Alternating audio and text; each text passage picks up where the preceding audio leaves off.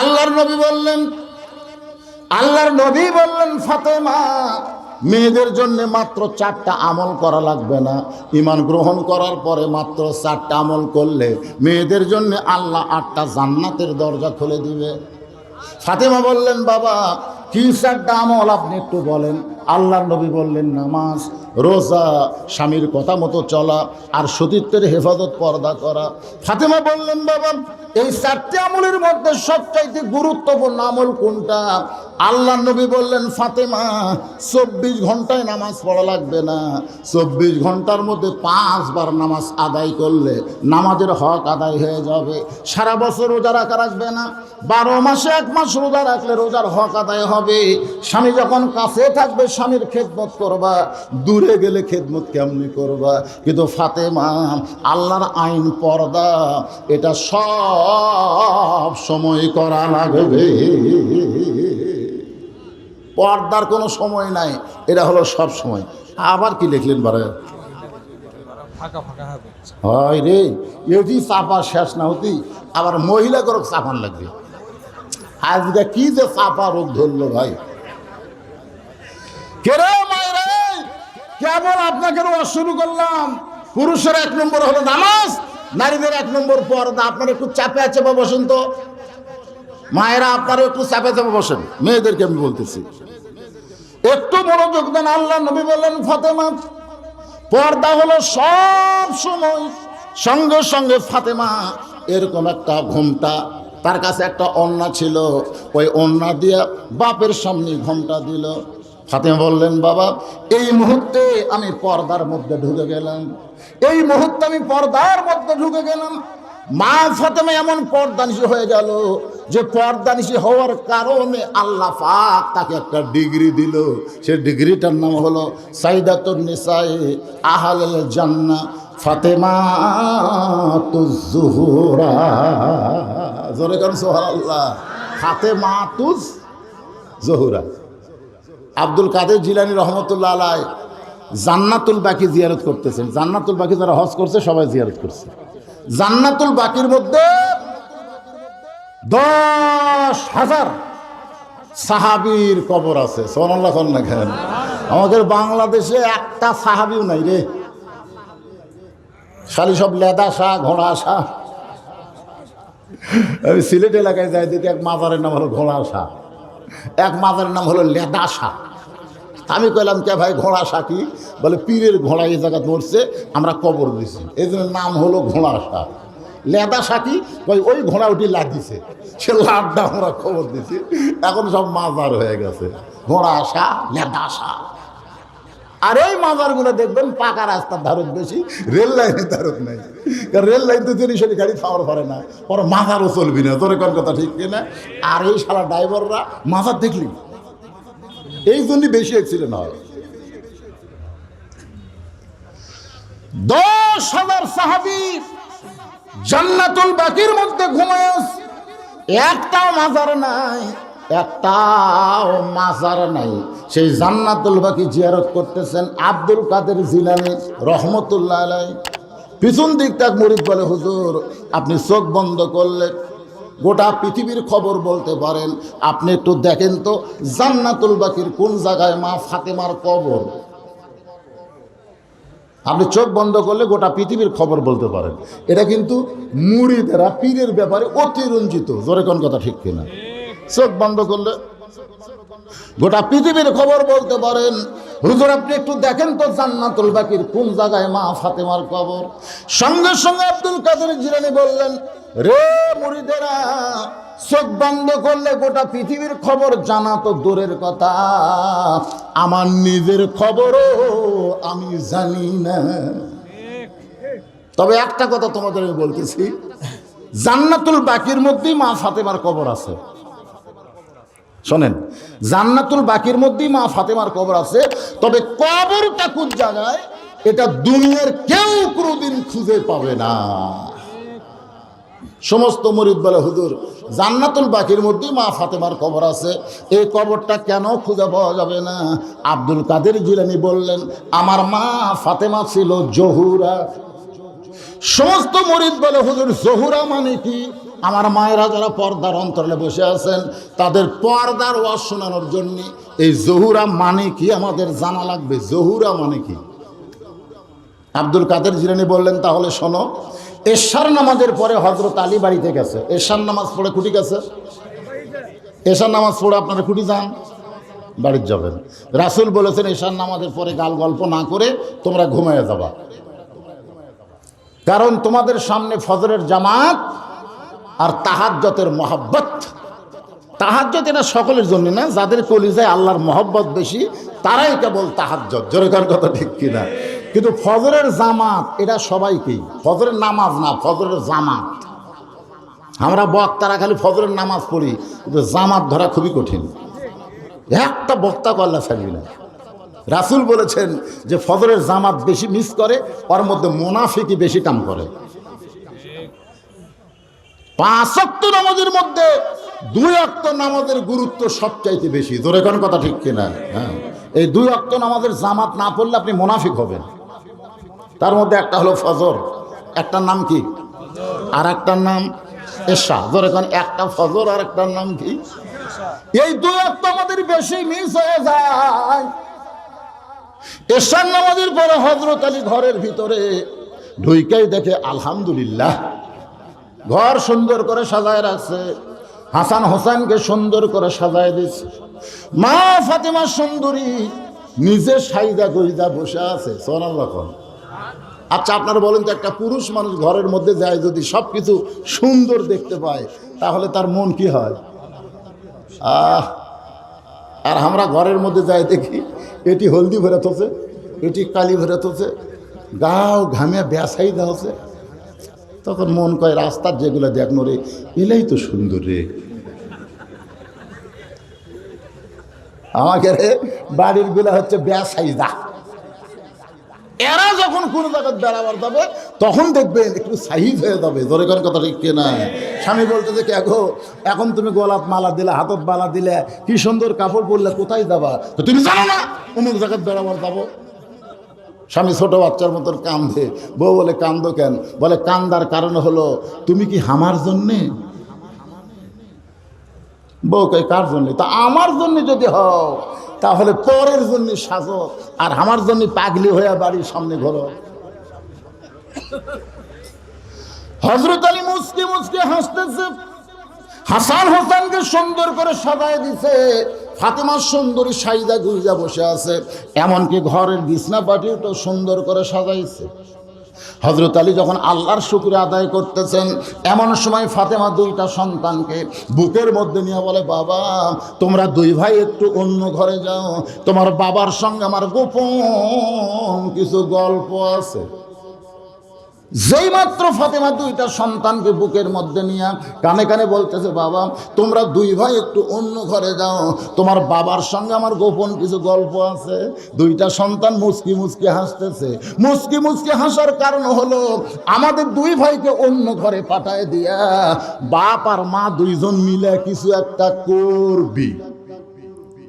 আল্লাহ রাসূল বলেছেন 2 বছর পর্যন্ত তোমার সন্তানেরা বুঝবার পারবি না।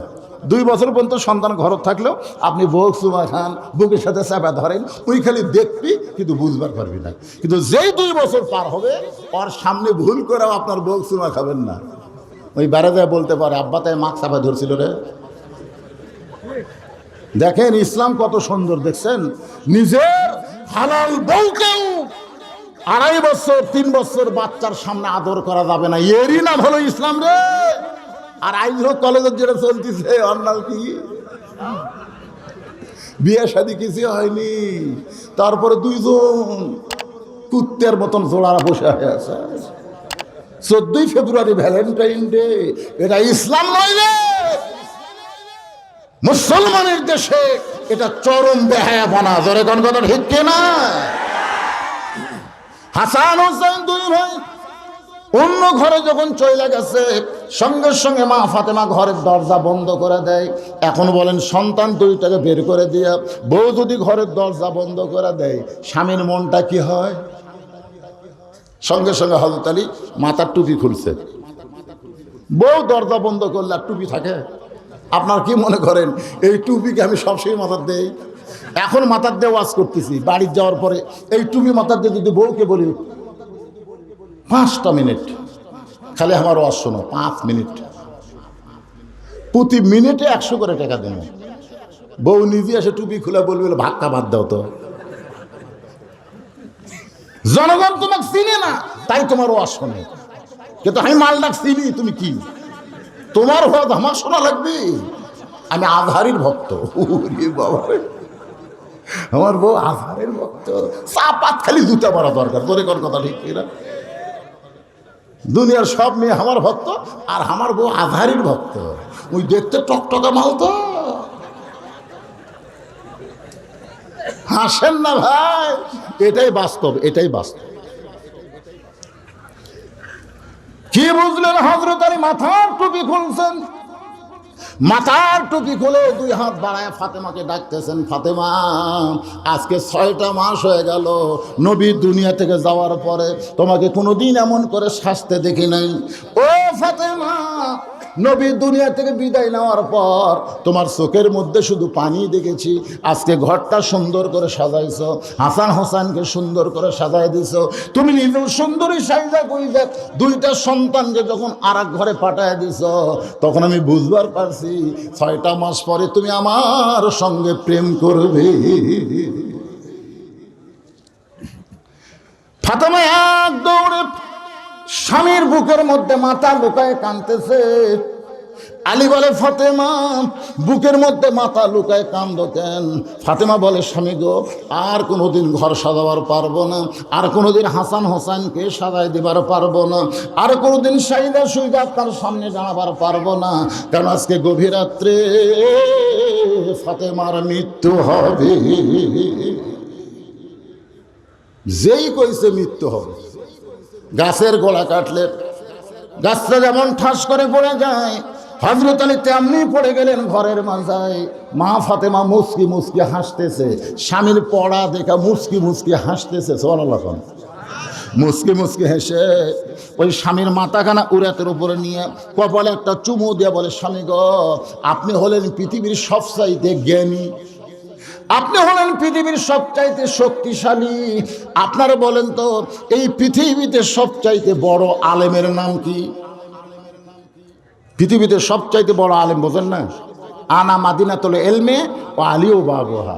রাসূল বলেছে, আমি হচ্ছে ইলমের শহর, আলী হচ্ছে তার দরওয়াজা। একদিন এক দস্তরখানায় নবী সাহাবীদের নিয়ে খাচ্ছে, নবীর কাছে আলী বসেছে। আল্লাহ নবী আলীর জ্ঞান যাচাই করার জন্য খুরমা খেজুর খাচ্ছে আর বিসি খপ করে আলীর সামনে রাখতেছে। কিছুক্ষণ পরে রাসূল বলতেছে, দেখো আলীর পেটে কত ক্ষুধা, একলাই কতগুলা খাচ্ছে, দেখো বিসির ঠিক। হযরত আলী দাঁড়িয়ে বললেন, ভাই নবী যা বলেছেন সত্য বলেছেন, আসলে আমার পেটে ক্ষুধা বেশি, এজন্য বেশি খাইছি, আমার সামনে বিসি। তো তোমরা বলো তো ক্ষুধা কার বেশি, যে বিসি বার করা খায় না বিসি সহ খায়? তখন বলতেছে ক্ষুধা তারই বেশি যে বিসি বার করার টাইম পায় না। দেখো নবীর সামনে একটাও বিসি নেই, নবী আমার চাইতে বেশি খাচ্ছে, বিসি সহ। সঙ্গে সঙ্গে নবী বললেন, আয় আয় আমার বুকের মধ্যে আয়। আলীকে বুকের মধ্যে নিয়ে বললেন, আনা মাদিনাতুল ইলম ওয়া আলিউ বাবুহা, আমি হচ্ছে ইলমের শহর, তুই হচ্ছিস সেই শহরের দরওয়াজা। এখান থেকে প্রমাণ হলো সবচাইতে জ্ঞানী হযরত আলী। নবী যখন মদিনার রাষ্ট্রপতি ছিলেন তখন আলীকে বানায় দিলেন শিক্ষামন্ত্রী। জোরে এখন সুবহানাল্লাহ। আর হযরত আলী শিক্ষামন্ত্রী হওয়ার পরে ওই শিক্ষাকেই গুরুত্ব দিলেন। খায়রুকুম মান তাআল্লামাল কুরআনা ওয়া আল্লামাহ।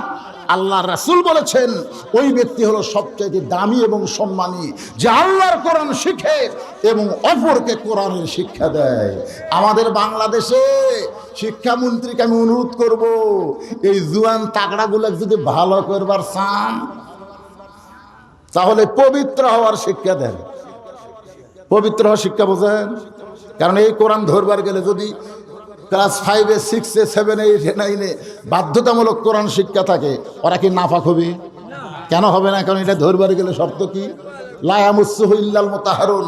ততক্ষণ পর্যন্ত স্পর্শ করতে পারবে না যতক্ষণ তুমি পবিত্র না হবা। 90% মুসলমানের দেশে কোরআন শিক্ষাকে বাধ্যতামূলক করার দরকার আছে না নাই? জোরে করা আছে না নাই? আর এখনকার শিক্ষামন্ত্রী তো আগেই বলছে আমি ইসকনের সদস্য, মাথায় গেছে। অত ব্যাখ্যা করলাম না, পরে ব্যাখ্যা করবেন ইসকন কাক কয়। একটু মনোযোগ দিয়ে শুনবেন। মা ফাতেমার স্বামীর কপালে চুম্বন দিয়ে বলে, স্বামী গো, এমন করে আপনি পড়ে গেলেন কেন? আপনি হলেন জ্ঞানের রাজা, আপনি হলেন বীরের বীর। আপনারা বলেন তো হযরত আলীর দেহে শক্তি কম না বেশি? কত বেশি? আমার আল্লাহ তাআলা আলীকে ডিগ্রি দিছে আসাদুল্লাহিল গালিব। ওগো স্বামী, এমন করে আপনি কাঁদবেন না। আমি মরে যাওয়ার পর আমার 3টা চাওয়া কি আপনি পুরা করবেন না? আলী কান্দায় বলে, ফাতেমা, গরিব ছিলাম বলে দুনিয়ার জীবনে কিছুই চাইলা না, আর মরে যাওয়ার পরে তুমি কি চাইবা ফাতেমা? ফাতেমা বলে, 1 নম্বর চাওয়া হলো আমার কোনো জানাজার ব্যবস্থা করবেন না। আমি মরে যাওয়ার পর আমার কোনো জানাজার ব্যবস্থা করবেন না। আমার 2 নম্বর চাওয়া হলো রাতের অন্ধকারে আমাকে দাফন করা লাগবে। রাতের অন্ধকারে মরে যাব, আর দিনের বেলায় কবর দিবেন তা হবে না, রাতের অন্ধকারেই আমাকে কবর দেওয়া লাগবে। আমার 3 নম্বর চাওয়া হলো আমার লাশটা খাটনিতে তুলবেন না। আমি ফাতেমার দেহের ওজন কত এটা দুনিয়ার কোনো পুরুষ মানুষ কান্দে নিয়ে জানতে পারুক, এইটাও আমি কামনা করি না। আমার বাবা যদি দুনিয়াতে থাকতো, মরা মেয়ের লাশের খাটনি বাবা কান্দে নিবার পারতো। আমার হাসান হোসেন যদি বড় হইতো, মায়ের লাশের খাটনি কান্দে নিবার পারতো। আমার হাসান হোসেন এত ছোট, আর 6 মাস আগে আমার বাবা দুনিয়া থেকে বিদায় নিয়েছে। ওগো স্বামী, আপনি শুধু একা একা কান্দে করে জান্নাতুল বাকির পূর্ব কোণায় সবুজ রঙের একটা বাতি জ্বলবে, ওই বাতি বরাবর আমাকে দাফন করবে। আপনার যদি কবর খুঁড়তে কষ্ট হয়, তাহলে আপনার একান্ত আপনজন বন্ধু যদি কেউ থাকে দুনিয়ায়, তারে একটু আমার কবরটা গোপনে খনন করতে বলবেন। দুনিয়ার সবাই যখন ঘুমায় আছে, গভীর রাত্রে হযরত আলী আবু যর গিফারির জানলার কাছে আবু যর বলে ডাকতেছে। আবু যর দরজা খুলে তাকায় দেখে আসাদুল্লাহিল গালিবের চোখ দিয়ে দর দর করে পানি পড়তেছে। আবু যর বলে, আলী ভাই, জীবনে বহু যুদ্ধ তোমার সঙ্গে করলাম, কোন যুদ্ধে তোমাকে পরাজিত হতে আমি দেখি নাই। আজকে তোমার জীবনের এমন কি যুদ্ধ শুরু হলো যেই যুদ্ধে তুমি পরাজিত সৈনিকের মতন কাঁদতেছ? আলী বলতেছে, আবু যর, জান্নাতুল বাকির পূর্ব কোণায় একটা সবুজ রঙের বাতি জ্বলতেছে, ওই বাতি বরাবর একটা কবর কর।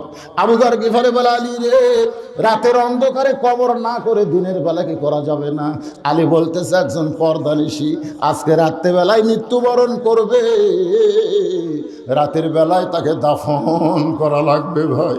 আবু যর বলে, আলী রে, সেই পর্দানিশী কে গো? তার নাম কি তোমার মুখস্থ নাই? আলী বলতেছে, আবু যর, 6 মাস আগে আমার হাসান হোসেন নানা হারাইছে, এখন পর্যন্ত আমরা 2টা সন্তানের চোখ দিয়ে দর দর করে পানি পড়তেছে, নানা নানা বলে কাঁদতেছে। আজকে সেই 2টা সন্তান গভীর রাত্রে তাদের মা হারাবে। আবু যর গিফারি কোদাল নিয়ে জান্নাতুল বাকির পূর্ব কোণায় লক্ষ্য করে দেখে একটা বাতি জ্বলতেছে, যেই বাতির কোনো তার নাই, যেই বাতির কোনো সুইচ নাই, বিনা তারে বিনা সুইচে আমার আল্লাহ তাআলা অটোমেটিক জ্বলায়া দিছে। লিল্লাহি তাকবীর। আপনারা কি মনে করতেছেন আমাদেরকে যে কবরে রাখবে, ওই কবর অন্ধকার হবে না যদি আল্লাহর কোরআনের নূর আমাদের দেহের মধ্যে থাকে? দেহের নূরের কারণে অন্ধকার কবর আল্লাহ আলোকিত করে দিবে। ধরে বল সুবহানাল্লাহ।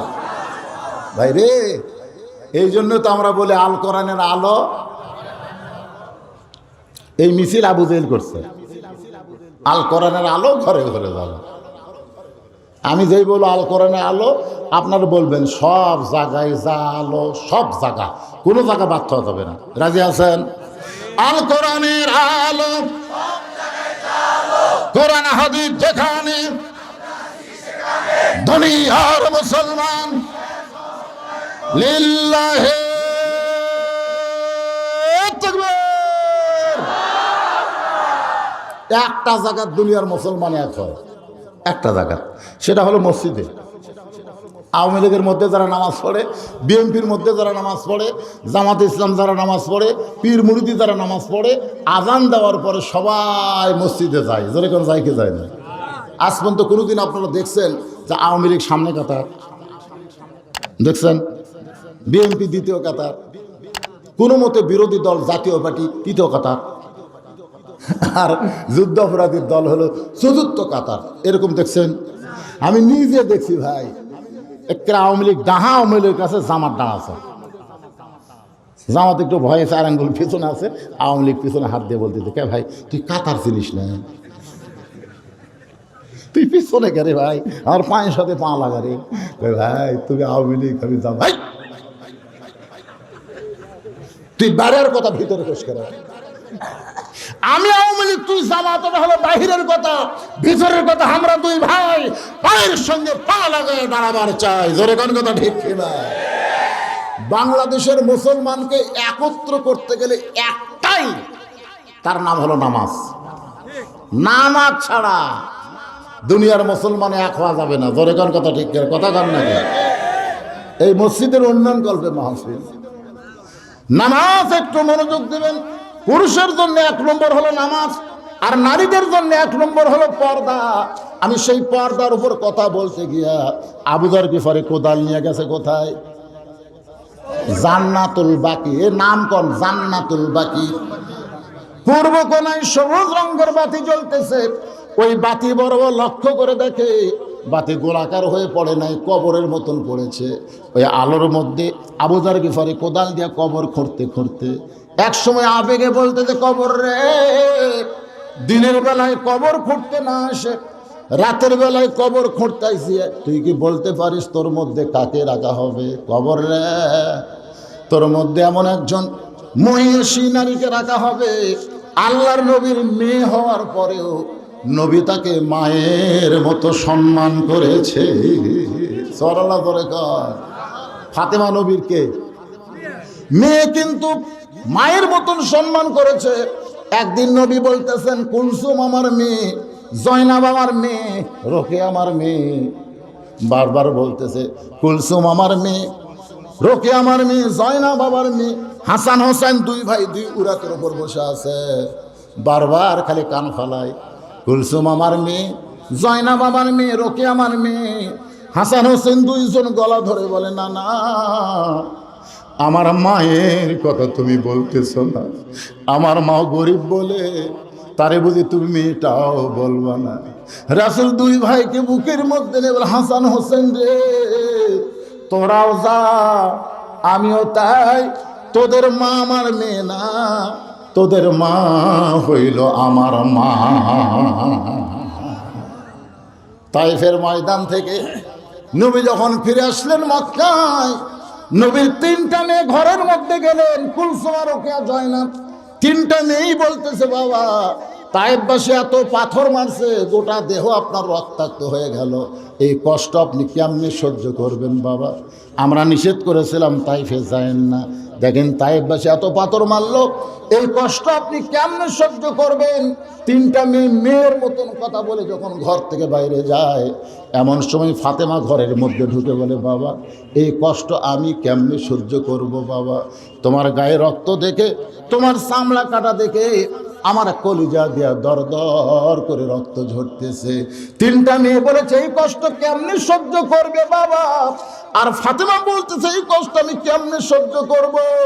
নবী তাকায় দেখে উঠানে পানি গরম করতেছে, জয়তুনের তেল ফাতেমা গরম করে ঘরের মধ্যে ঢুকে দরজা বন্ধ করে দিয়া নবীর গায়ের কাপড় খুলে যত জায়গায় তাইফবাসী পাথর মারছে, যত জায়গায় রক্ত বের হয়ে আছে, প্রত্যেকটা জায়গা গরম পানির মধ্যে নরম কাপড় চুবড়ায়া চুবড়ায়া নবীর গায়ের সমস্ত ক্ষতস্থান পরিষ্কার করে নরমের হাতে যখন জয়তুনের গরম তেল মালিশ করে দেয়, নবী বলেন কখন যেন ফাতেমার উরাতকে বালিশ বানায় ঘুমায় গেছি, ওই ঘুমের ঘরে দেখতে পাই আমার মা আমিনা এসে আমার শিওরের পাশে দাঁড়ায় আছে।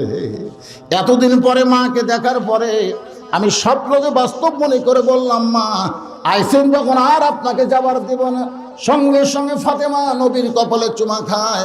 ফাতেমার চোখের পানি নবীর চোখের মধ্যে গিয়া ঘুমটা ভাঙ্গে যায়। আল্লাহ রাসূল বলে, ফাতেমা সবসময় কেন কাঁদতেছিস? ফাতেমা বলে, বাবা আপনি মনে হয় স্বপ্ন দেখছেন, স্বপ্নে আমার মা বলে হাতটা চাইবা ধরছেন, এখনো পর্যন্ত হাতটা ছাড়েন না। রাসূল চিৎকার দিয়ে বলে, ফাতেমা রে, স্বপ্নে যদি মা বলে তোর হাতটা চাইবা ধরি, তাহলে তুই শুনিনি, তুই শুধু আমার মেয়ে না, তোর চেহারার ভিতরে আমার রয়েছে মা আমিনা। কবর রে, খবরদার বেয়াদবি করবি না।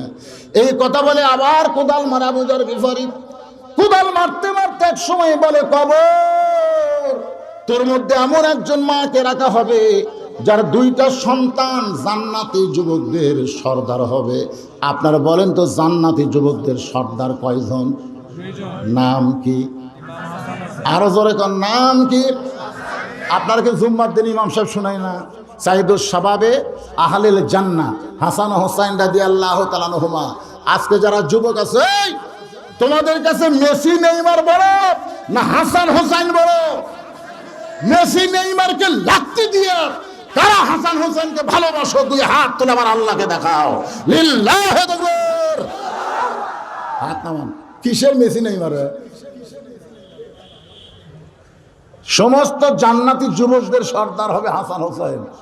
হাসরের ময়দানে আল্লাহ বলবে, হাসান হোসেন এই তোদের যাদের পছন্দ তাদেরকে নিয়ে জান্নাতে যা। আর মেসি নেইমারকে বলবে, এই মেসি নেইমার এই জাহান্নামে যাওয়ার সময় একলা যাবো। তখন মেসি বলবে, আল্লাহ বাংলাদেশের মধ্যে আমার ভক্ত সবচাইতে বেশি। মেসি হলো খ্রিস্টান, মেসি কি? এখন খ্রিস্টান কি জান্নাতে যাবি? তখন এই ভক্তগুলা সাথে করে লিয়া, কে রে মেসি ভক্ত?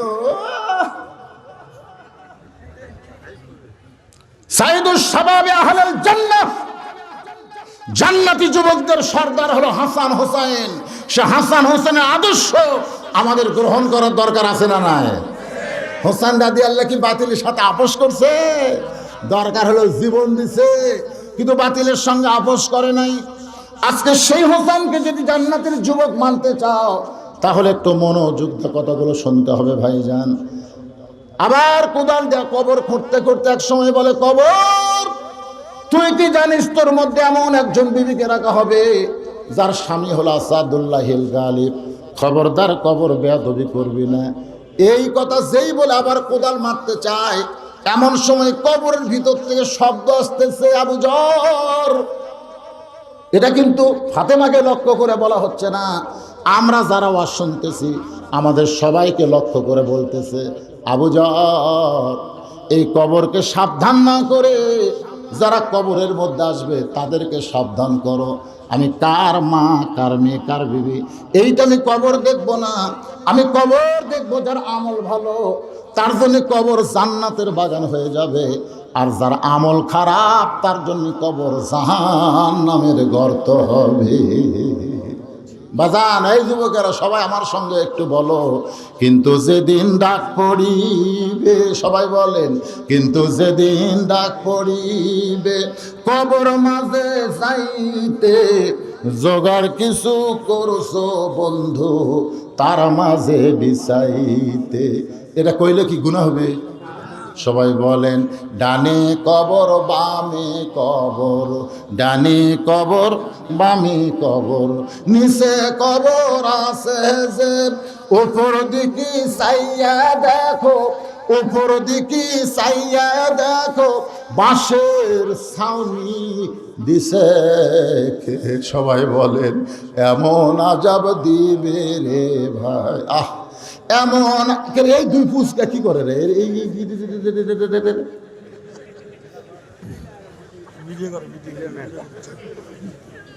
আপনারা কি বিরক্ত হচ্ছেন? তো তাহলে এই গজলটা গাইলে মনটা নরম হবে ভাই রে। বিল্ডিংয়ে থাকেন, 5 তলা বিল্ডিংয়ে থাকে, 1.5 লাখ টাকার খাট, 12,000 টাকার কম্বল, ওড়ে তামানে দিয়ে কয় আমার ঘর আমার বাড়ি আমার নামাই কেনে, আমার ঘর আমার বাসা আমার নামাই খেয়ে।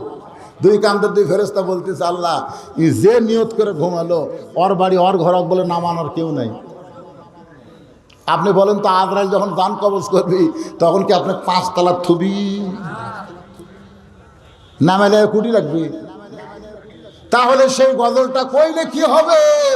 এমন আযাব দিবে রে ভাই, এমন আযাব দিবে রে ভাই, কবরের ওই মাটিতে গলা ফেটে রক্ত ঝরবে চিৎকারের ওই চোটেতে।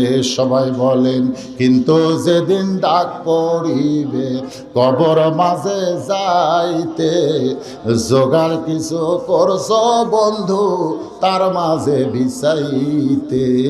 কবরের ভিতর থেকে এমন শব্দ শোনার পর আবু যর গিফারি মারছে দৌড়, আর কোদাল মারতে পারে নাই, গোটা দেহ থরথর করে কাঁপতেছে।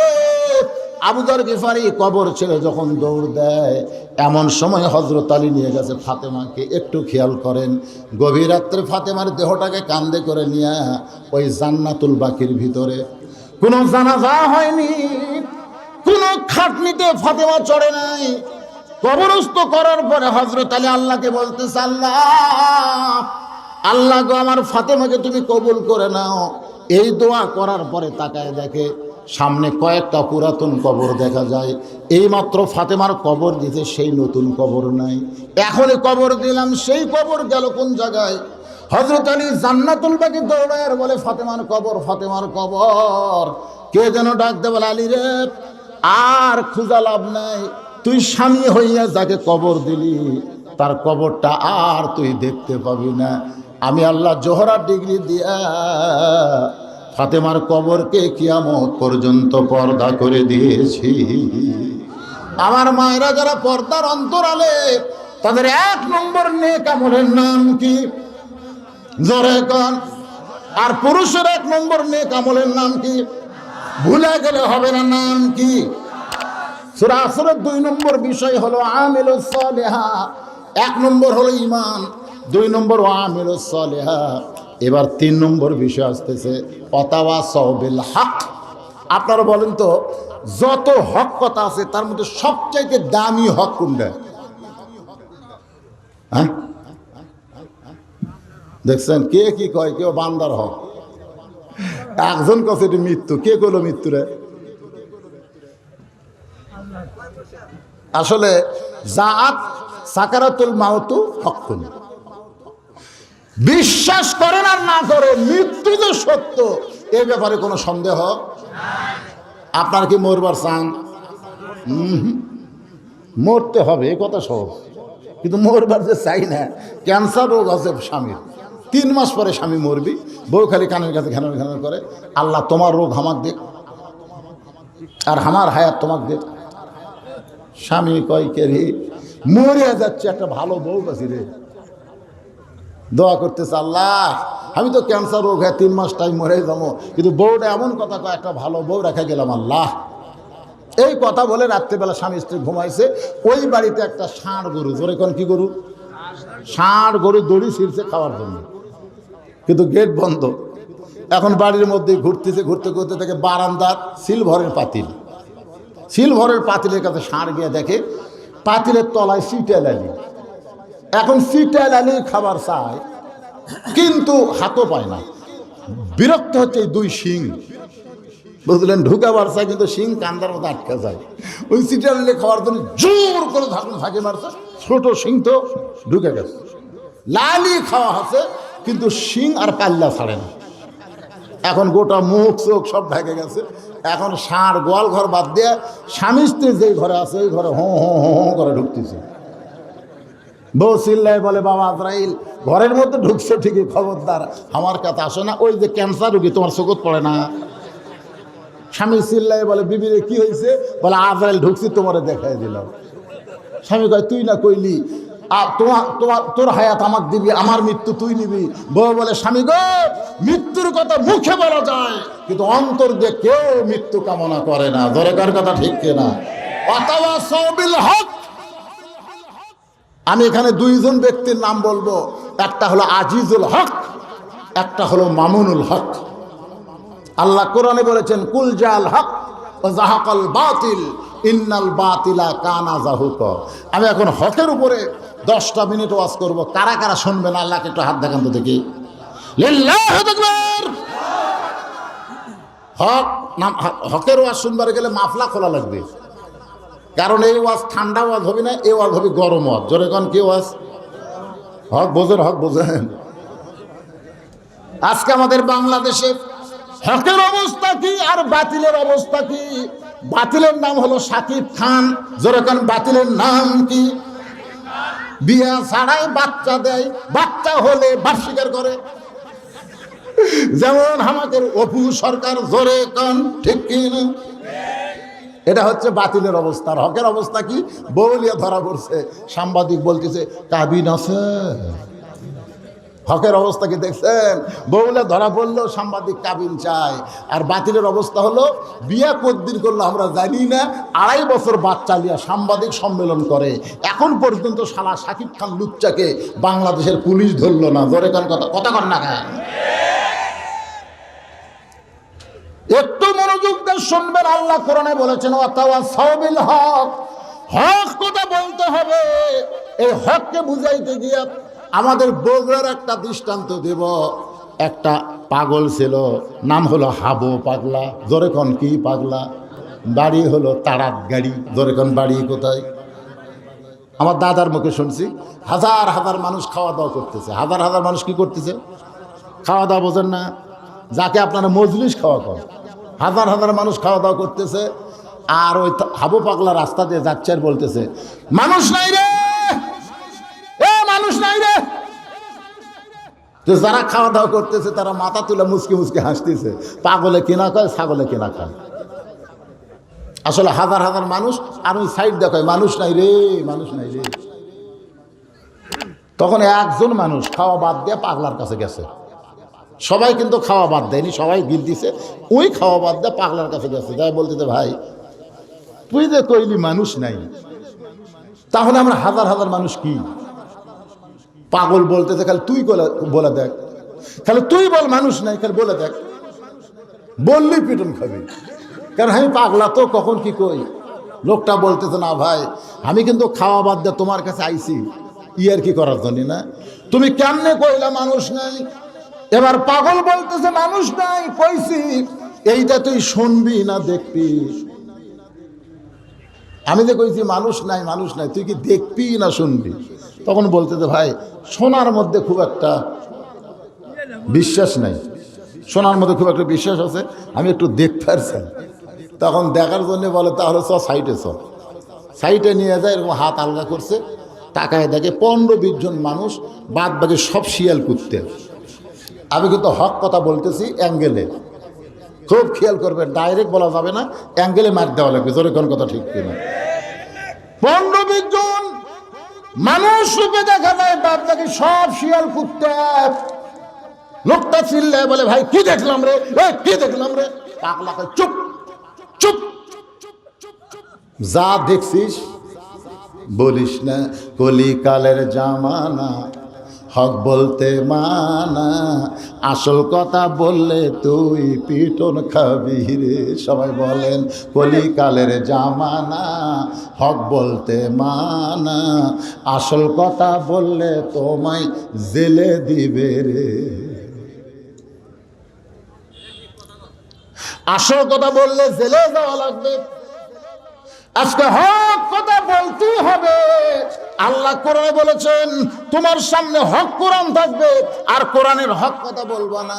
দুনিয়ার জেল থেকে তুমি বাঁচতে পারবা, কিন্তু জাহান্নামের আগুন থেকে তুমি বাঁচবা না। জোরে করার কথা ঠিক কিনা? এখন হক জিনিসটা কি? হক জিনিসটা কি? কুল জাল হক ওয়া যাহাকাল বাতিল ইন্নাল বাতিলা কানা যাহুকা। আল্লাহর বান্দারা মনে কষ্ট নিয়েন না, যেই কোরআন আপনারা শুনতেছেন সত্যি করে বলেন তো এই কোরআন কি শুধু শোনার জন্যে আল্লাহ দিছে না গ্রহণ করার জন্যে? আরে হক কথাগুলো শুনতে একটু হোহা করা লাগবে বাজান। আবু জেহেল কি সারা রাত কোরআন শুনেছে, সারা রাত বসেনি। আপনার তো বসে আছেন, ওর বসারও সময় হয়নি। সকালবেলা যায় মিটিংয়ের মধ্যে বলতেছে এত সুন্দর কোরআনের বাণী, রাতটা কোন দিক দিয়ে গেল আমি বুঝবারই পারিনি। সুবহানাল্লাহ খান। আবু জাহেল বলতেছে এত সুন্দর কোরআনের বাণী, রাতটা কোন দিক দিয়ে গেল বুঝবারই পারিনি। আবু সুফিয়ান বলে, নেতা, যেই কোরআন শুনতে আপনার রাত কোন দিক দিয়ে গেল বুঝবার পারলেন না, সেই কোরআন ধরলে অসুবিধা কি? শুনলে যদি এত মজা, তাহলে ধরলে অসুবিধা কি? ধরলে একটা হলো শুনলে, একটা হলো ধরলে। সবচাইতে বড় হক হলো আল্লাহর কোরআনকে ধারণ করা। খালি সুবহানাল্লাহ দেখবে না। কারা কারা আল্লাহর কোরআন ধরতে চান? দুই হাত তুলে আল্লাহরে দেখান। এই কোরআন ধরা লাগবে, পড়লে হবে না, ধরা লাগবে। আল্লাহু আকবার, হাত নামান। আবু জাহেল বলতেছে, আবু সুফিয়ান, কোরআন ধরলে কি হবে? এটা হক কথা। কোরআন ধরলে কি হবে? এটা কি কথা? তো হক কথা জোরে বলা যাবে না, তোর কান আমার মুখের কাছে নিয়ে আয়। দেখেন, সেই সময় কিন্তু হক কথা জোরে বলা যায়নি। আবু সুফিয়ান যে আবু জাহেলের কাছে আইছে, কানে কানে বলতেছে, শোন, এই কোরআনকে যদি গ্রহণ করি তাহলে আমার মতন আবু জাহেলের ভুয়া নেতৃত্ব চলবে না, আসল নেতা হয়ে যাবে আব্দুল্লাহ এতিম পোলা। আজকে ভুয়া নেতাগিরি যদি দূর করতে চাই, আল্লাহর কোরআনের সমাজের দরকার আছে না নাই? আজকে যদি কোরআনের সমাজ চালু হয়ে যায়, তাহলে মসজিদে নামাজের মুসল্লি ডাকা লাগবে না। কারণ 1 নম্বর দায়িত্ব হলো নামাজ কায়েম করা। জোরে কোন কথা ঠিক কিনা ভাইজান? এই যে মসজিদের উন্নয়ন কল্পে মাহফিল, ইনারা হয়তো ভাবতেছে, হুজুর 2-1 জন করে লোক তো উঠে যায়, আমার হুজুর কি মসজিদের জন্য আদায় করবে না? যেই লোকগুলা উঠে যাচ্ছে, ওদের টাকা দিয়ে মসজিদ করলে মসজিদের টাইস ফেটে যাবে। ওদের টাকা দরকার নাই, কারণ বেশি লোকের দান দিয়ে মসজিদ লাগে না, মসজিদ অল্প মানুষের টাকা দিয়ে হয়। ধরে কোন কথা ঠিক কিনা? বেশি লোকের টাকা দিয়ে মসজিদের কার্পেট হয়, মসজিদের চট হয়, কিন্তু অল্প লোকের টাকা দিয়া মসজিদ বিল্ডিং হয়ে যায়।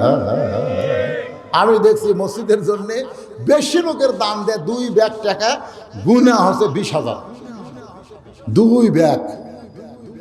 আর আল্লাহর বান্দা এমন আছে গোপনে 5 লাখ মারা দিছে। ধরে কোন কথা কন না কেন? এখানে আল্লাহর বান্দারা যারা বিশ্বাস করেন যে কোনো সময় সবচাইতে বড় হক কথা হলো আমাদের মৃত্যু হবে, যে কোনো সময় মৃত্যু হবে, এই বিশ্বাস যারা করেন, তাহলে মনে করবেন আজকের দানটা আপনার জীবনের শেষ দান হতে পারে। শেষ দান মনে করে আল্লাহর ঘরের জন্যে 10টা 1000 টাকা, 5টা 1000 টাকা, 1টা 1000 টাকা, 2000 টাকা, এমনকি বস্তার মধ্যে ব্যাগের মধ্যে 10-20 টাকা, যিনি যা পারবেন।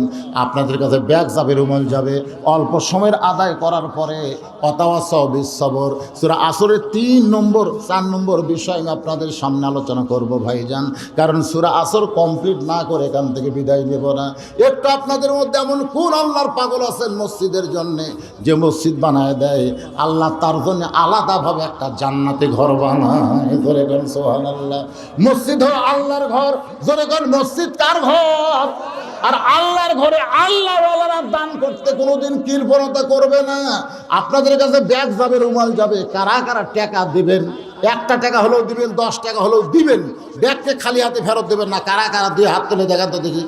এই যারা যারা দিবেন তারা হাত তোলেন তো দেখি।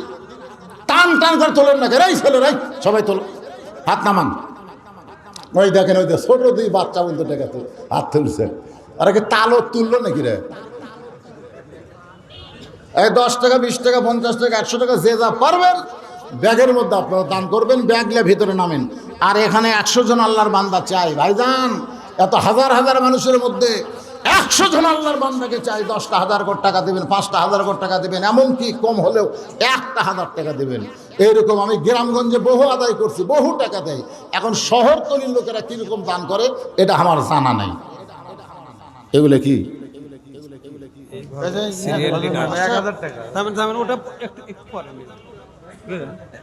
মাইকে ঘোষণার জন্য ডাকবেন প্রধান অতিথির প্রতিনিধি আলহাজ মোহাম্মদ আবুল হোসেন, সাবেক ডিজিএম, রূপালী ব্যাংক সেক্রেটারি, অত্র মসজিদ সভাপতি।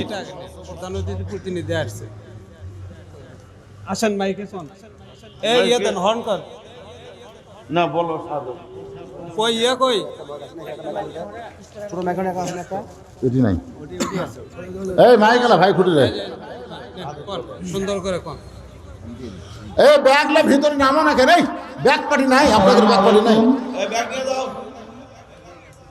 নারী কৃষি ফার্ম জামে মসজিদে ওয়াজ মাহফিলে আজকের প্রধান অতিথি আমার মামা রোস্তম আলী 20 নম্বর ওয়ার্ডের কাউন্সিলর। উনি অসুস্থতার কারণে আপনাদের মাঝে উপস্থিত হতে পারেনি। আমার পাঠালো আপনাদের কাছে।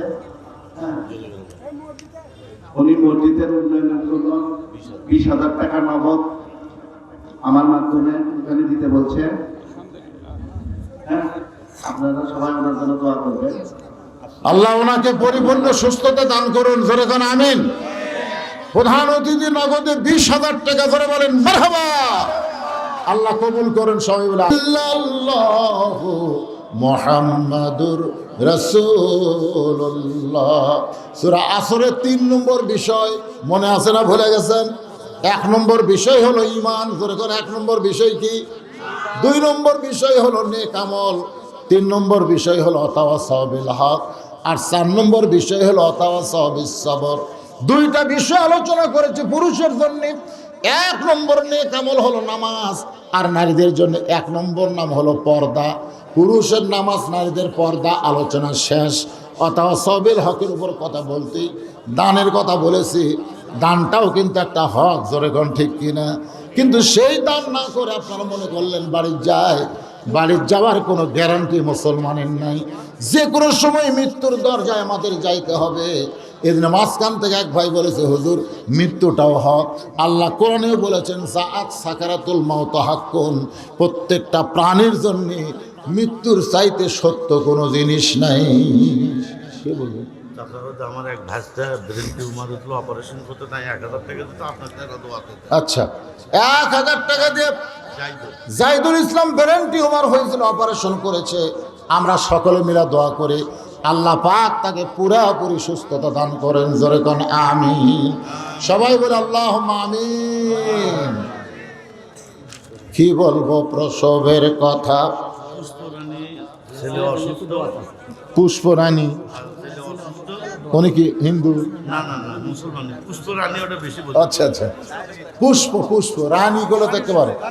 পুষ্প আমার মা অসুস্থতার জন্য, সন্তান অসুস্থ নাকি, ওনার সন্তান অসুস্থ, সুস্থতার জন্য 1,000 টাকা দান করেছে। আল্লাহ সন্তানকে পুরোপুরি সুস্থতা দান করেন, জোরে কোন আমিন। মায়ের দোয়ার চাইতে বড় কোনো দোয়া নাই। মা যদি খালি দোয়া করে যে আল্লাহ আমার সন্তানকে তুমি সুস্থ করে দাও, তাহলেই আল্লাহ করবে। কিন্তু এখানে দান করার কারণে আর একটা লাভ হলো কি, as-সাদাকাতু তারুদ্দুল বালাহ, দান সদকা করলে আল্লাহ বালা মুসিবত দূর করে দেয়। পুষ্পর যে ছেলেটা অসুস্থ, আমরা দোয়া করি আজকের এই দান করার কারণে অসুস্থ বালা থেকে আল্লাহ তাকে হেফাজত করুক, জোরে কোন আমিন। আপনারা এরকম বিপদ আপদ মুসিবতে দান করতে পারেন, কিন্তু মা যে দোয়ার জন্য 1 নম্বর, এ ব্যাপারে আপনাদের সন্দেহ আছে? মায়ের পায়ের তলে সন্তানের জান্নাত। আমি কিন্তু তাওয়াসসাউ বিস সবরের উপর ওয়াজ করতেছি, একটু মনোযোগ দিয়ে শুনবেন। যে মায়ের কোনোদিন বাচ্চা হয় নাই, এইবার প্রথম বাচ্চা হবে, আপনারা বলেন তো ওই মা কি প্রসব বেদনা সম্পর্কে জানে? জানে। আজকে ফিলিস্তিনের মুসলমানকে ইসরায়েল ইহুদিরা যেভাবে হত্যা করতেছে, বর্তমান বাংলাদেশের প্রধানমন্ত্রী ফিলিস্তিনের পক্ষে ইসরায়েলের নিন্দা করেছে, ধরে কোন কথা ঠিক কিনা? আর যে আমেরিকা বাংলাদেশের গণতন্ত্র নিয়ে কথা বলে, আর সেই আমেরিকা ইসরায়েলের পক্ষে মুসলমানকে হত্যা করার জন্য রণতরী পাঠাইছে। এখান থেকে আমরা বিশ্বাস করব আমেরিকা কোনোদিনও মুসলমানের পক্ষে হবার পারে? কথা কন না কেন ভাই, কথা কন না কেন? ভারতও কোনোদিন মুসলমানের পক্ষ হবার, মুসলমানের পক্ষে কে? আল্লাহ। এই জন্য সকলে বলবেন নাসরুম মিনাল্লাহি ওয়া ফাতহুন কারীম ওয়া বাশশিরিল মুমিনিন।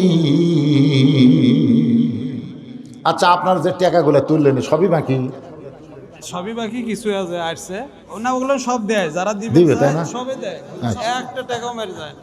চাচা রঞ্জনা 500 টাকা।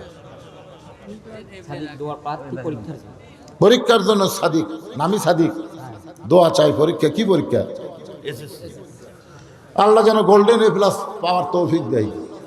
এখন পরীক্ষার তো আর লেখা লাগে না, খালি আঁকা থুলি হবি নাকি মাপ দে নম্বর। আমার এক ভাই কলেজের প্রফেসর, পরীক্ষার খাতা পাইছে, 2 জনে ফেল করে দিছে। ফেল হসে, এখন কি করবি? মানে বহু চেষ্টা করছে, পাশ করানো যায়নি। তাকে ডাকছে, ডাক গেলে 2টা ফেল করলো কেন? তাই বলতেছে স্যার অনেক চেষ্টা করলাম, পাশ করে দেওয়া গেল না। এই পাশ করে দিবেন, দরকার লিখে লেখা পাশ করে দেবেন, অসুবিধা নেই। ওই লেখানিতে কি হয়েছে, আপনি লেখা দেবেন। সেই থেকে আমার ভাইও আর খাতা দেয় না, মানে 2 জনে ফেল করে দিছে থেকে আর খাতা দেয় না। তাহলে বর্তমানে পরীক্ষা পাশ করার জন্য দোয়া লাগে। তা আমরা দোয়া করবো পাশের না, এ যেন গোল্ডেন A+ পাই, ধরে কেন আমি দোয়া যখন চাইছে, ছোট দোয়া করে লাভ আছে। এখন সাদিকের খবর কি, লেখাপড়া করে না, মোবাইল দেখে, ভালো ছাত্র? আচ্ছা ঠিক আছে। মাদ্রাসার ছাত্র সাদিক 5 ওয়াক্ত নামাজ পড়ে। আমরা তার জন্য প্রাণ খুলে দোয়া করবো, আল্লাহ পরীক্ষায় ভালো রেজাল্ট করার তৌফিক দান করুক, জোরে কান আমিন। এটি এত বড় স্লিপ দিছে কেবারে, 500 টাকা দিয়ে এত বড় সিটি। 600। আচ্ছা, ও এর মধ্যে আর 100 আছে চাচা। নারলী পৌরপাড়া নিবাসী মৃত মোহাম্মদ আরেক প্রামাণিকের 4র্থ মৃত্যুবার্ষিকী। মৃত বাবার জন্য সবার কাছে দোয়া চাই, মসজিদের উন্নয়নের জন্য 1 বস্তা সিমেন্ট স্বরূপ 600 টাকা নগদ দান করলাম। ছেলে আলমগীর হোসেন, এরা হলো প্রকৃত সন্তান, বাবার কথা মনে করে দান করছে। আল্লাহর ঘরে 1 বস্তা সিমেন্ট। আল্লাহ বাপ মার কবরকে জান্নাতের টুকরা বানায় দেন, জোরে করে আমিন, জোরে বলে আল্লাহুম্মা আমিন। এখন যে মায়ের কোনোদিন বাচ্চা হয় নাই, সেই মায়ের বাচ্চা আপনারা বলেন প্রসব বেদনা কম হবে না বেশি হবে? ওর কাছে বেশি মনে হবে, কারণ কোনোদিন যে প্রসব বেদনার হয়নি। এইবারে প্রথম প্রসব বেদনা আমার বউকে আমি বলছিলাম, মা যখন সন্তান প্রসব করে তখন ব্যথা কোন দিকে হয়? আমরা মনে করি যে এই দিকটা বাচ্চা বের হবে, ওই দিকে ব্যথা হয়। কিন্তু মা কইল সন্তান বের হওয়ার সময় মনে হয় কলিজার মধ্যে একটা কামড় দেয়, ওই বেদনা সইবার না ফেরে মা চিৎকার করে বলে, বিষ খাবো, গলার দড়ি দিব, মরে যাব, এই জীবন আর আমি রাখবো না। এই কথা বলে যখন কান্দে, তখন দাদি নানি দৌড়ে এসে ঘরের মধ্যে ঢুকায়, দরজা বন্ধ করে দেয়, দিয়া কয়, কে রে, তুই যে গলার দড়ি দিবার চাস, বিষ খাবার চাস, মরবার চাস, তুই কি জানিস তোর পায়ের তলে সন্তানের জান্নাত? জোরে কর সুবহানাল্লাহ। আপনারা বলেন তো, বাপের পায়ের তলে সন্তানের জান্নাত আছে? সন্তানের জান্নাত কার পায়ের তলে? কথা কন না কেন? সেই মা হবি, কষ্ট সহ্য করবি না। এইটা কেমন হয়? নরম পানির মধ্যে, গরম পানির মধ্যে নরম কাপড় চুবড়ায়া এবার মায়ের মাথায় দেয়। প্রথম মা হচ্ছে বাজানদের দাদি নানি খালি একটাই কথা বলে, ধৈর্য ধর, ধৈর্য ধর, কথা সব সবর, ধৈর্য ধর, ধৈর্য ধর। ধৈর্য ধরতে ধরতে এক সময় সন্তান যখন প্রসব হচ্ছে, ধাত্রীমা যখন সন্তানকে টেনে বের করতেছে, এমন সময় মা শব্দ করে বেহুশ হয়ে যায়। মা যখন বেহুশ হইছে, তখন সন্তান প্যাঁ প্যাঁ বলে কাঁদতেছে, মানে সন্তান হয়ে গেছে। এখন সন্তানকে গোসল করানোর পরে মায়ের বুকে যখন রাখা হয়, ওই সন্তানের দেহের পরশে আল্লাহ মায়ের হুঁশ ফিরাইয়া দেয়। মা তখন এরকম হাত দিয়ে বাচ্চাকে চুমা খায়, দাদি নানি তিরস্কার করে বলে, এরই জন্য গলার দড়ি দিবার চাইলি, এরই জন্য বিষ খাবার চাইলি, এক লাত্তি মারে ফেলে দে, এক কিসের দয়া করা লাগবে?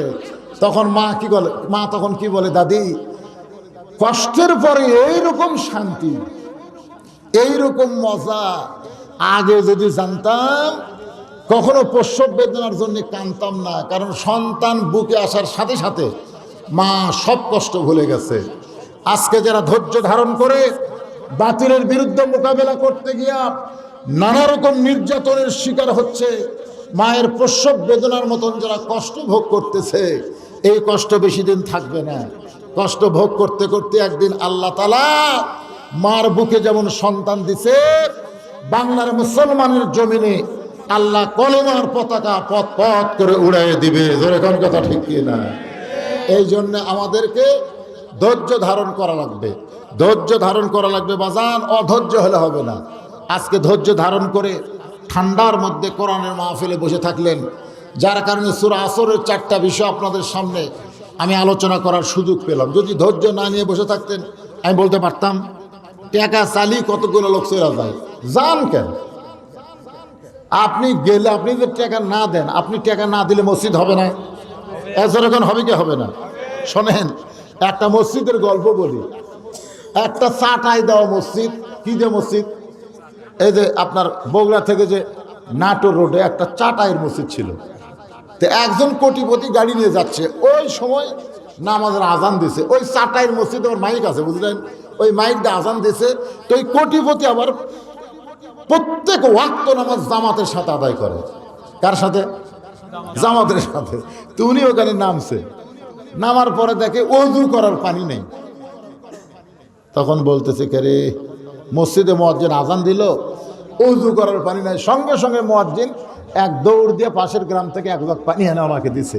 উনি সেই পানিতে ওযু করার পরে ওই চাটাই দিয়ে ঘেরা মসজিদে নামাজ পড়ে বলতেছে, ভাইজান আপনাকে এলাকাতে মসজিদ করার মতন, আল্লাহর ঘর সুন্দর করে করার মতন কোনো লোক নাই। তখন মুয়াজ্জিন বলতেছে, বহুদিন হলেই চাটাই দেওয়াই আছে, চাটাই আমরা পাল্টাই, কিন্তু দেওয়াল করে পারি না। যখন চাটাই ভাঙ্গা যায় আবার নতুন করে চাটাই কেনার পয়সাটা পাওয়া যায়, কিন্তু ঘর করার পয়সা আমাকে নাই। তখন বলে, আপনাকে সিংড়া থেকে ইঞ্জিনিয়ারকে ডাক দেন, আপনাকে খোঁজে যদি ইঞ্জিনিয়ার থাকে। ইঞ্জিনিয়ার তখনই ডাকা হলো। উনি বললেন, এখানে বিশাল 3 তলা একটা মসজিদ করবেন, গোড়া থেকে মাথা পর্যন্ত কত কোটি টাকা লাগবে হিসাব দেন। কত কোটি টাকা লাগবে হিসাব দেন। এখন চিন্তা করেন, উনি দেখে গেছে 3 মাস পরে ওখানে 3 তলা মসজিদ হয়ে গেছে। আপনারা কি মনে করছেন আপনাকে ওই গামছার টাকা না হলে মসজিদ হবে না? উঠে যান কে? হ্যাঁ, মনে করলেন খুব মদ্দানি করলেন, টাকা সালামার ভুর ভুর ভুর ভুর করে চলে গেলেন। বসার জায়গা হয় না, ওয়াজ শোনার সময় বসার জায়গা হয় না, আর দান চাইলে তারা টাকা দেয় না। এরা কি? আমি কি বলছি? 1000 টাকা দেওয়া লাগবে, ব্যাগ যাবি 10 টাকা 20 টাকা দিবেন। কারা কারা দিবেন? হাত তোলেন। হাত তোলেনি? কোন হাত তোলেনি? আর যে ব্যাগ যাওয়ার আগে আর উঠে গেল, যান। যেদিন প্যারালাইসিস হবে সেদিন বুঝবেন। তাদের টাকা মসজিদ নেবে না। বুড়ার প্যারালাইসিস হতো, বেটার বউ খালি কুনেতে ঘুরতেই, মরিস না মরিস না মরিস না, শালা বুড়া মরিস না। মানে বেটা যখন থাকে তখন, আব্বা কি খাবি না আব্বা? বুড়া খাবারও পারে না, পাওয়াও গেছে। বেটা যেই ব্যবসার যায়, চাকরির যায়, তখন খালি কুনেতে ঘুরতে, মরিস না বুড়া মরিস না। না, আমার মা আছে, কোন পর্যন্ত যাওয়া লাগবে সেটা। তো যারা এতে দান চাইলে উঠে গেলেন, এই সব কয়টা প্যারালাইসিস হবে, সব কয়টার প্যারালাইসিস হবে। সূরা আসরের 4টা বিষয় আমি আপনাদের সামনে বললাম। কয়টা বিষয়? 1 নম্বর ঈমান। জোরে কোন 1 নম্বর কি? ঈমান। ইল্লাল্লাযীনা আমানু। 2 নম্বর হলো আমিলুস সালিহাত, নেক আমল। পুরুষের জন্য নেক আমলের 1 নম্বর হলো নামাজ, আর নারীদের জন্য নেক আমলের 1 নম্বর কি? আরো জোরে। আমার মায়েরা খালি পর্দার মধ্যে থাকবেন না। আর একটা অনুরোধ করলাম, এই স্টার জলসা জি বাংলা যারা দেখেন না, মারে রাসূল বলেছেন, মান তাসাব্বা বিকওমিন ফাহুয়া মিনহুম। যে যাকে ভালোবাসে তার সঙ্গে তার হাসর নাসর হবে।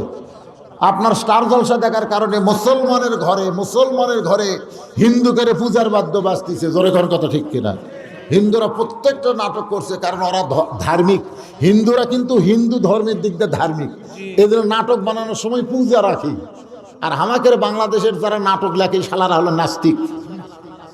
এরা কোনো নাটকে তো নামাজ নাই, বরং 2-4টা হুজুর বানাছে। এটিএম শামসুজ্জামান, হুমায়ুন ফরিদি, ওরা হচ্ছে হুজুর। এটিএম শামসুজ্জামান নাম আমি কি মনে করছেন? আমি কি আসমানের থেকে আসছি না বাংলাদেশে আমার জন্ম হচ্ছে? একেবারে মাথার টুপি দিতে, মুখে ধুইয়া দাঁড়িয়ে থছে। ভিলেনের মাথার টুপি, ভিলেনের মুখের দাড়ি, আর নায়ক তেলতেলা। এখন হুমায়ুন ফরিদি মাথার টুপি দিয়ে বলো তোর ব্যাটারি ঘষিছে, ব্যাটারি দিয়ে নামাজের দাগ করে এক বেটি ছেলের হাত ধরে বলতেছে, চ আমার ঘর চ। তখন আপনি না হুজুর? আমি হুজুর, তুই কি? চিল্লাই উঠছে, আরে বাবারে হুজুর থেকে আমাকে বাঁচাও রে। তখন শাকিব খান মোটর সাইকেল এসে মোটর সাইকেল থামে, মারলো লাত্তি। হুমায়ুন ফরিদে যখন পড়ে গেল, টুপি খুলে মাটিতে গেল, তখন সবাই বলতেছে দেখ হুজুর কি শয়তান রে। দেখছেন হুজুর কি শয়তান। মানে বাংলাদেশের সিনেমা যারা লেখে, নাটক যারা লেখে, এরা হলো নাস্তিক। এরা ভিলেনের চরিত্রের মাথার টুপি দেয়, ভিলেনের চরিত্রের মুখে দাঁড়িয়ে রাখে। জোরে কোন কথা ঠিক কিনা? আসলে নাস্তিক যে এই যে রাজাকার বানাচ্ছে কার কো? হুজুরে করুক। আপনারা বলেন তো হুজুরা রাজাকার? এই হুজুরা রাজাকার। আসলে সিনেমার মধ্যে হুজুর সাজাচ্ছে, একটা হলো হুজুর হওয়া, একটা হলো হুজুর সাজা। তাই মা বোনদের জন্য বলবো না, ওই হিন্দুদের নাটক আপনারা দেখবেন না। আর পর্দার মধ্যে থাকবেন, 5 ওয়াক্ত নামাজ পড়বেন, স্বামীর কথা মতো চলবেন, নিজের আত্মীয়কে দরদ করবেন, স্বামীর আত্মীয় দেখবার পারবেন না। এই চরিত্র যেন ভিতরে কোনোদিন আনেন না। এখন অনেক মা আছে, তারা দেখবেন বাপের বাড়ির কুত্তে আসলেও খাবার দেয়। বাপের বাড়ির কি কথা কয় না, বাপের বাড়ির কি কুত্তে আসলেও খাবার দেয়। এটা আমার বাপের বাড়ির কুত্তে রে, একের বিরিয়ানি দেয়, মানে দস্তরখানাও দেয়। আর শ্বশুরের বাড়ির চাওয়া শ্বশুর আলেও চিনে না। যদি বলে মা আমি তোমার চাওয়া শ্বশুর হই, আমি তো আপনাকে চিনি না। ও শ্বশুরের চাওয়া শ্বশুর চিনিস না, আর বাপের বাড়ির ফকির তোর চাচা হ। এরকম মেয়ে মানুষ আছে না নাই? কথা কর না কেন, আছে না না? হ্যাঁ, আমি মায়েদের বলবো, নিজের বাপ মাকে যেমন ভালোবাসেন, স্বামীর বাপ মাকেও তেমন ভালোবাসবেন। আর স্বামীকে আমি বলবো, স্বামী দ্বারাই স্বামী, আপনার তো সেই রকম। শাশুড়ি বসে আছে বইয়ের কাছে, এখন স্বামী বইয়ের দিকে তাকায় কয় আম্মা, বইয়ের দিকে তাকায় কি বলতেছে, আম্মা আমি বাজারে যাচ্ছি, আপনি ডাব খাবেন না গ্লুকোজ খাবেন? শাশুড়ি বসে আছে, বউ বসে আছে, ওই তখন বইয়ের দিকে তাকায় বলতেছে আম্মা, তোর আম্মা কোনটা রে? আম্মা ডাব খাবেন না গ্লুকোজ খাবেন?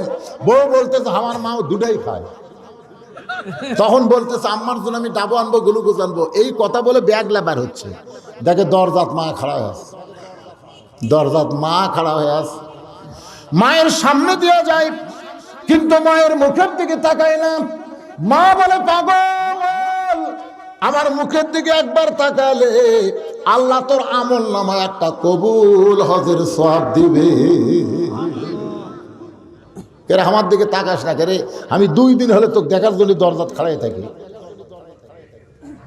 গত সপ্তাহে 10 টাকার পান আনছিস, আজকে একটু পান আনিস। ছেলে বলতেছে এই জন্যই তো তাকাই না, খালি খাই খাই।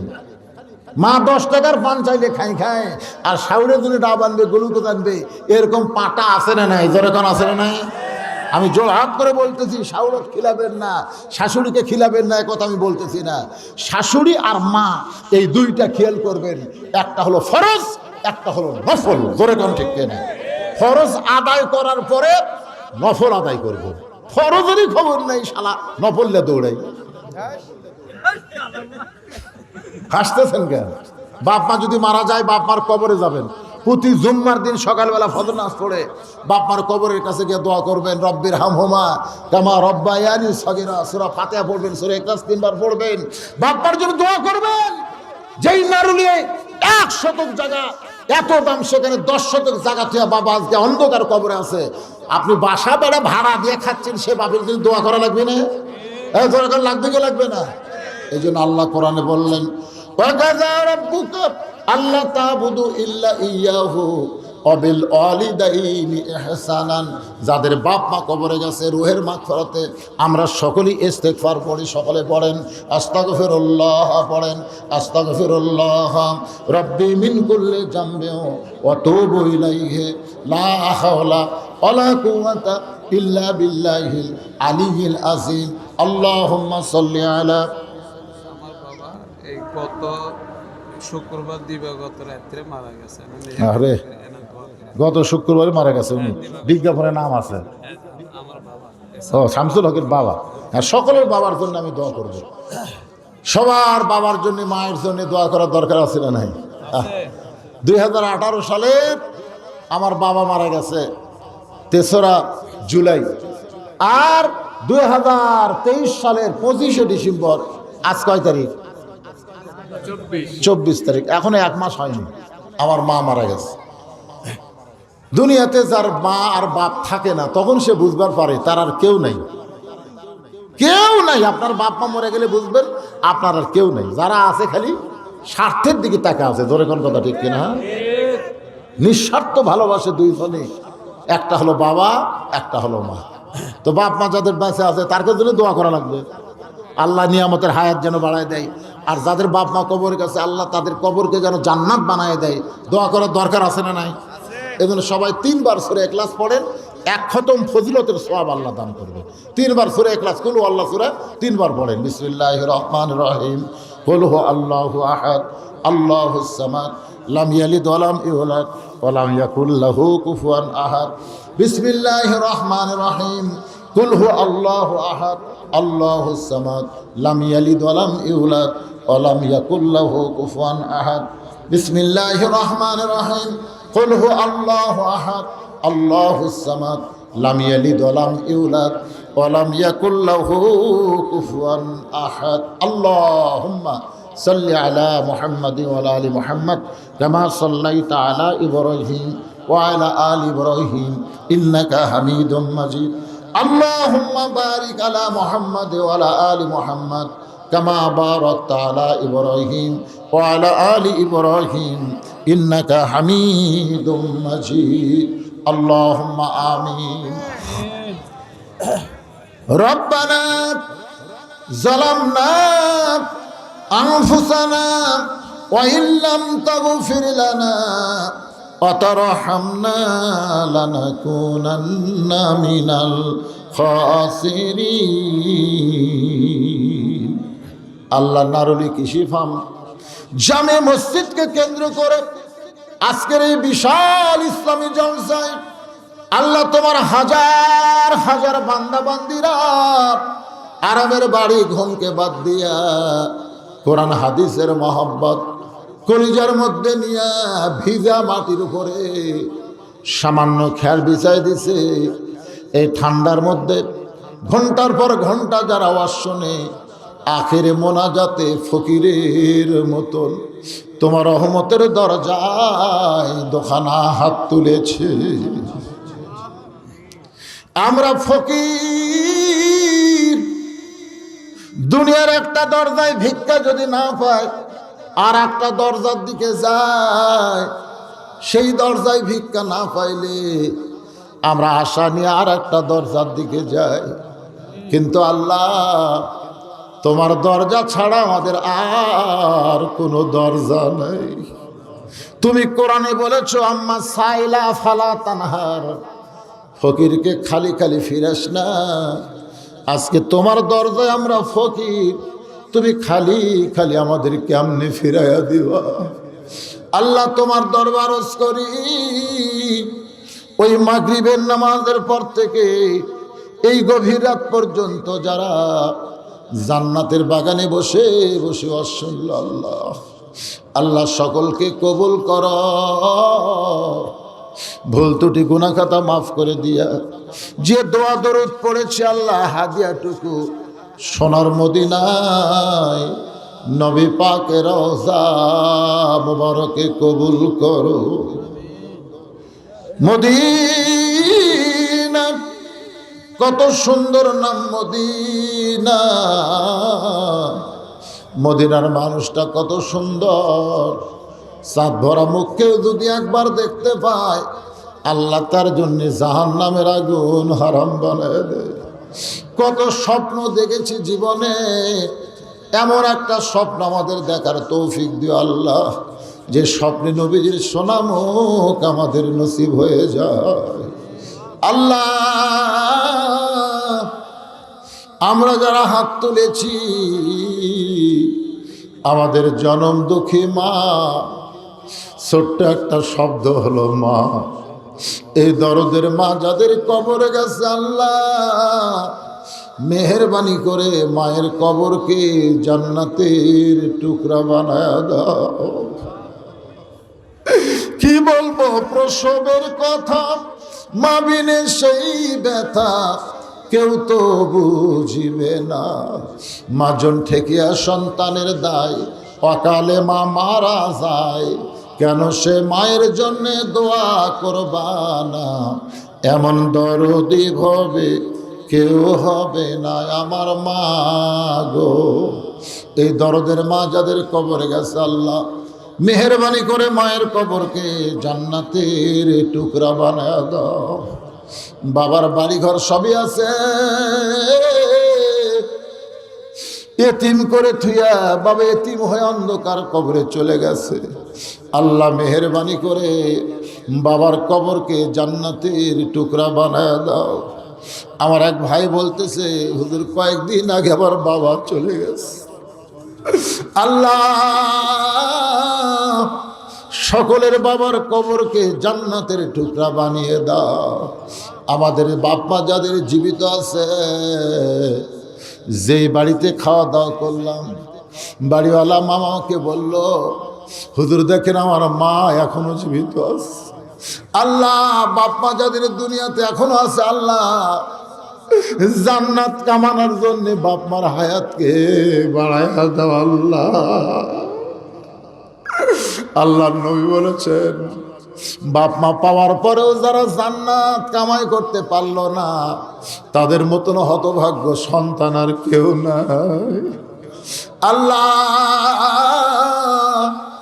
আমাদের দাদা দাদি নানা নানি আত্মীয় স্বজন শ্বশুর শাশুড়ি যাদের কবরে গেছে, কবরবাসীদের মাফ করে দাও। আল্লাহ আল্লাহ তোমার ঘর মসজিদকে কিয়ামত পর্যন্ত কবুল করো।